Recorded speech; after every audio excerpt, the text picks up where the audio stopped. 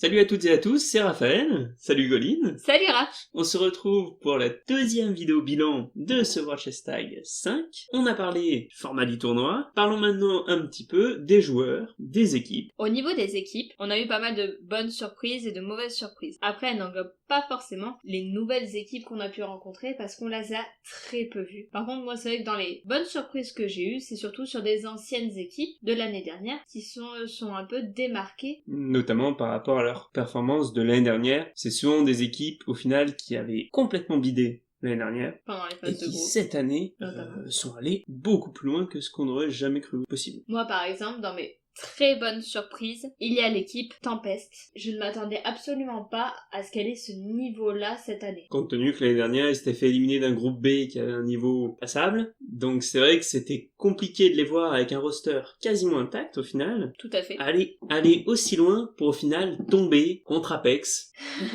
Est-ce qu'on peut leur en vouloir? Dans la même veine, on avait aussi Empire. Pareil, Empire éliminé d'un groupe C, alors qui avait déjà plus de niveau, et qui sont eux fait éliminer par GNF, qui avait montré lors de ce match un excellent niveau pour le coup. Premier match de GNF et ils nous en ont mis plein la vue, on espérait énormément pour la suite. Après toi, est-ce qu'il y a une équipe, une ou des équipes qui t'ont globalement déçu lors de ce tournoi? Là, on se retrouve de l'autre côté du spectre, où on avait des équipes qui l'année dernière avaient fait des plutôt bons résultats, et qui cette année ont été décevantes. Et forcément, ça nous donne des mauvaises surprises.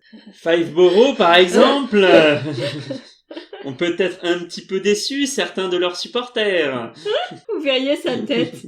Parce que cette défaite surprise contre Empire dès le premier tour, elle laisse forcément un goût amer dans la bouche, d'autant que le roster n'avait quasiment pas changé. On avait encore complètement les carries de l'année dernière, sans malheureusement David évidemment. Reste que même les carries de l'année dernière n'ont pas réussi à montrer ce qu'ils avaient montré jusque-là. Alors Fiveboro, je le sais, je suis supporter à fond, mais je reste conscient que ce n'est pas une top équipe. Même si je l'espérais, je savais bien qu'il y avait peu de chances qu'ils aillent battre un GNF, Hollywood, Apex ou quoi que ce soit. Reste que, arriver jusqu'en quart de finale, c'était complètement faisable cette année. Et, je sais pas, ils sont complètement passés à côté de leur match. Alors ça leur arrive. On l'avait vu l'année dernière, leur match contre End the Movement, qui était pourtant médiocre en termes de niveau, à 1 ou 2 joueurs près. Ça s'était terminé en 4-3 quand même. Oui, on s'était énormément posé la question de si Fiveboro n'avait pas tendance justement à sous-estimer leurs équipes adverses. Ce qu'ils ont peut-être fait avec Empire, parce que,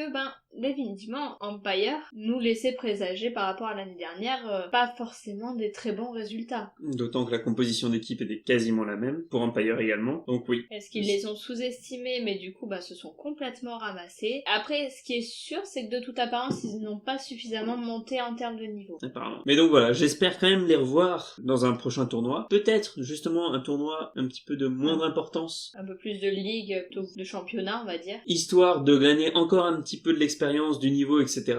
et de les voir revenir vraiment plus forts. Mais là, cette année, oui, énorme déception. Fiveboro, c'était vraiment compliqué. Et toi, une déception? 2, à vrai dire. Oh. Il y a The Unknown Project. Déjà l'année dernière, ils nous avaient laissé un petit goût amer dans la bouche, mais j'avais espéré qu'ils aient monté suffisamment pareil en niveau pour aller plus loin. Et encore, l'année dernière, ils nous ont laissé un goût amer, mais ils étaient allés quand même assez loin dans la compétition. On s'était dit qu'il manquait un peu de niveau, mais sur l'année dernière et sur ce niveau-là de la compétition. Là, ils étaient censés aller plus loin que ça, et ils ont été arrêtés par une nouvelle équipe, notamment, qui est Apex Dodge. Alors après, Apex Dodge, voilà. Mais presque, ils auraient pas dû pouvoir être contrés par Apex Dodge parce qu'ils ont plus d'expérience, parce que ils ont déjà battu d'autres équipes qui étaient censées être de base plus fortes. D'autant qu'il y avait aussi la manière, en fait. On aurait pu leur pardonner de se faire battre par Apex Dodge, parce qu'effectivement, encore une fois, on a dit coaching d'Amos, expérience, et puis niveau hallucinant. Mais la manière, par contre, dont ils se sont fait battre, ils n'ont rien montré. Effectivement, encore moins montré une montée de niveau par rapport à l'année dernière, absolument. Et même certains des joueurs qui faisaient la force de Unknown Project ont été en retrait cette année au niveau de la compétition. On a un Jesse, par exemple, qui n'a pas montré toutes ses capacités, toutes les capacités qu'il a pu nous montrer l'année dernière. Et ma deuxième équipe un petit peu décevante, c'est Antidote. Alors, la différence, c'est qu'il s'est fait prendre pas mal de joueurs et de plutôt bons joueurs. Je pense notamment à Sean Lowe, qui est passé chez GNF. Cette équipe qui, sur l'année dernière, avait montré quand même des choses assez intéressantes. J'en avais un plutôt bon souvenir et c'est vrai que,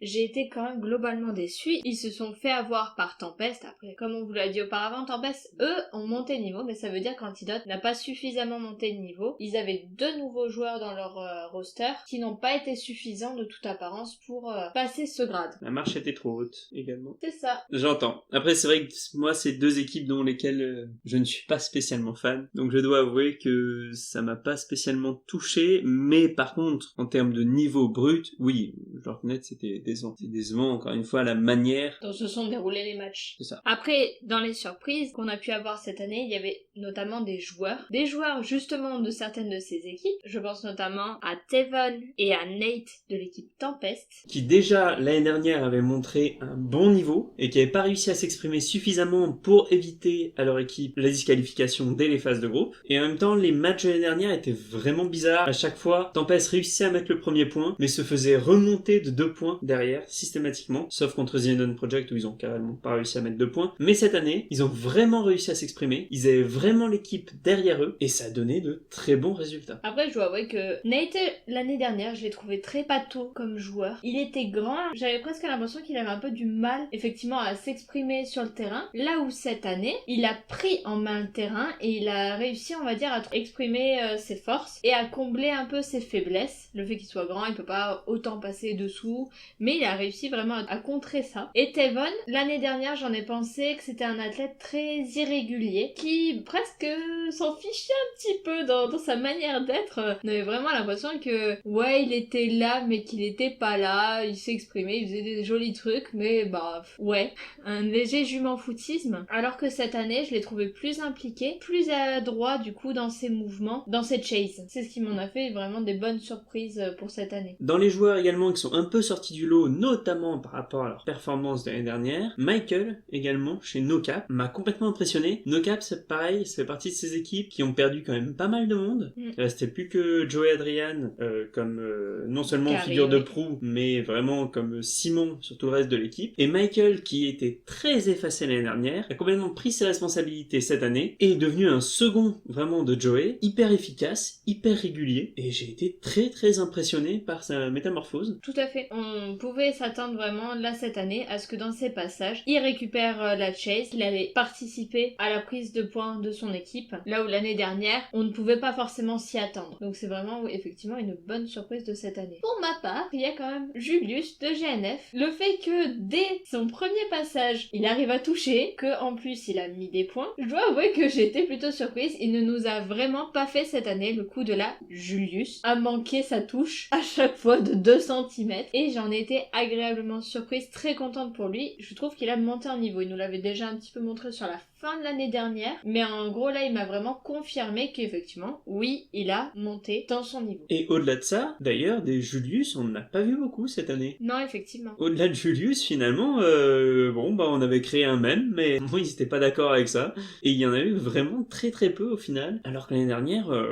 il y en avait eu quand même. Tout à fait. Je me rappelle d'une chase où il y en a eu pas mal, mais par contre, voilà, je me rappelle d'une chase, pas de plusieurs chases, de plusieurs joueurs qui ont fait ce genre de manœuvre. Après, qui dit des joueurs qui nous ont fait des bonnes surprises, dit aussi des joueurs qui nous ont fait des mauvaises surprises, qui nous ont un petit peu déçus. Est-ce que tu en as un en tête? Non. Voilà, merci d'avoir écouté cette vidéo.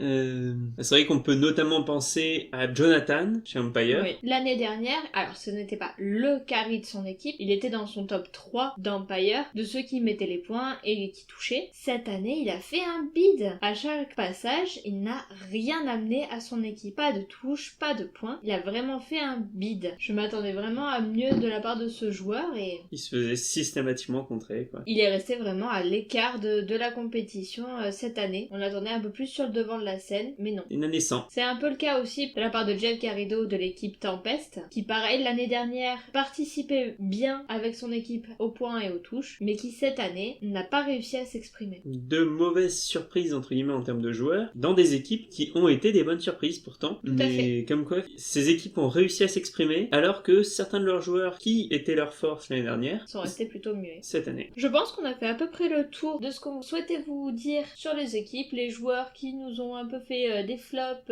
Et des tops. et des tops. Je vais dire des flips, mais non, ils en ont pas tellement fait cette année.